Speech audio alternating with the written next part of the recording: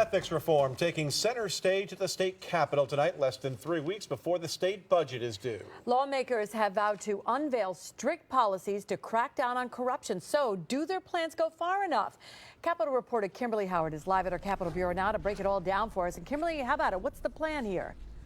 Greg and Liz, there are actually 3 plans, one from the governor, one from the assembly, and another from the Senate. People now watching closely as we see what combination of these 3 plans will be the proposed answer to the corruption problem in Albany.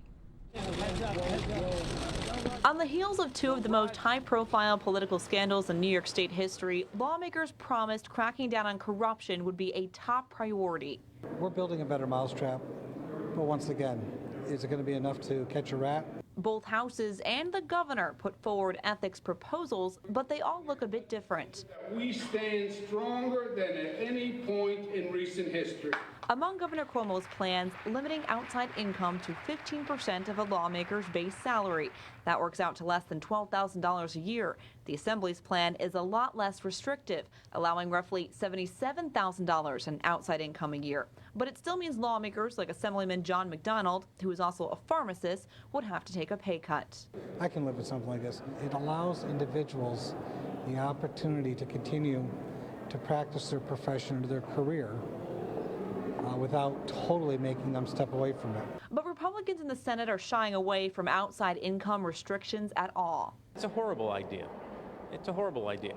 The last thing we need is a bunch of full-time politicians to make public policy that dictate how much government needs to be in all of our lives. Instead, the Senate's ethics plan includes 8-year term limits on leadership positions and stripping pensions from public officials convicted of corruption. The Assembly is promising to pass that too, but first they want to close the so-called LLC loophole, which allows single donors to virtually give unlimited amounts of money to campaigns. At the heart of both the Skelos and Silver scandals were limited liability companies that were either allowing no-show jobs or funneling business and campaign contributions to both.